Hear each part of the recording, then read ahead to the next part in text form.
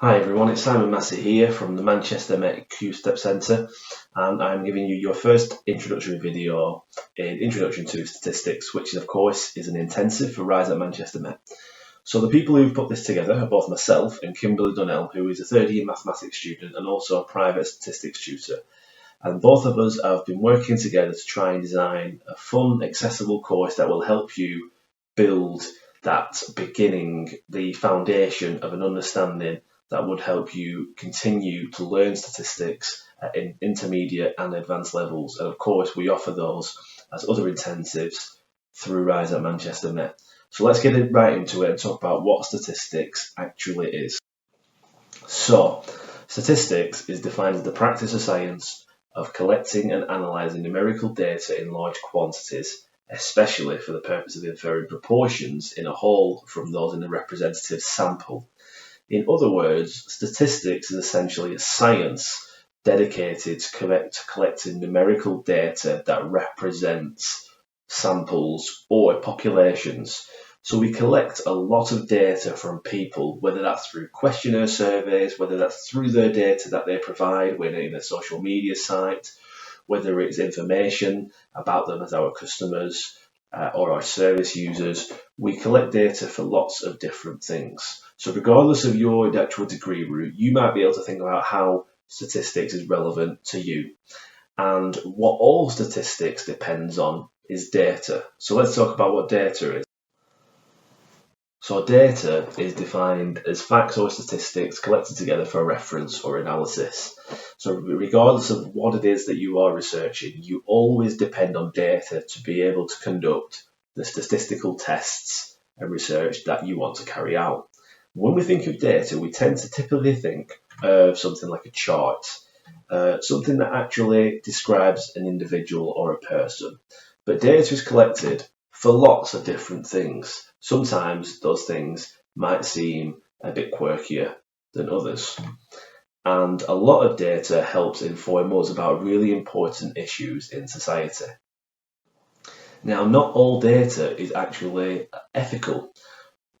And an example here is the advertisement of a Netflix trailer known as The Great Hack. And this trailer has been provided in the intensive for you to have a look and really think about whether you think data research is always ethical.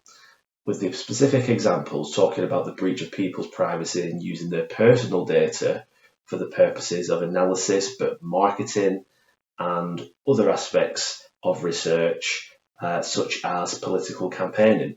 And you need to ask yourself whether or not this causes problems and whether or not the fact that data is becoming so valuable, what problems might arise from that.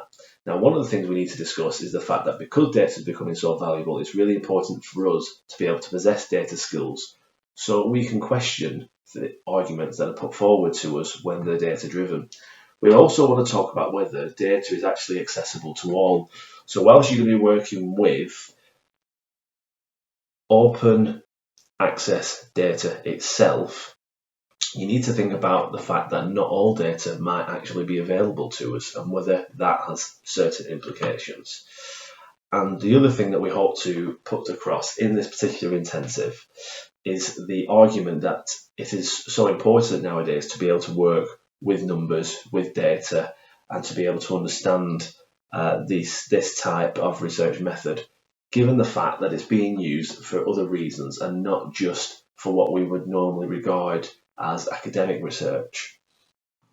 Now, data can also do excellent things, and we want to talk about the beauty of data, particularly given the fact that it is important and we all need to learn how to be better with understanding data and how our data is used, because data has helped us improve as a society in terms of our health. It's helped us learn great things about what a healthy diet is and what nutrition should be. It's helped us develop economically in terms of sustainable business models. It's helped us think about new ways as to how we can develop an economy without affecting the planet or trying to improve how we affect the planet. It's helped many individuals who are in need of welfare. It's helped charities and businesses sustain themselves by thinking about how they can be more cost beneficent and it helps us identify patterns as groups and how we've changed as a society and how we've become more accepting and open to other aspects of life. So data can actually do beautiful things as well as more sinister, unethical things. And it's up to you to think about what kind of data researcher you want to be. Now let's think about why statistics are so important. What we have here is just a brief example of how we can talk about the gender pay gap. And rather than just talking about experiences of individuals, we are looking here at real data, which is also known as evidence, where we can discuss issues such as the gender pay gap and really make an argument as to how we have managed to develop evidence to show that we have these types of issues still going on. And not just the gender pay gap, we can think about other aspects of how data can help us think about how we could actually combat more social injustices. So that is just a very brief introduction into what this course is going to be. And just to summarise, what you're going to do from here in this intensive is you're going to learn how to analyse raw data. You're going to learn how to identify different types of variables so that when it comes to presenting information or discussing findings, you know how to discuss it in the right way. You're going to learn how to present data in tables because you know what a variable is and what type of variable it is.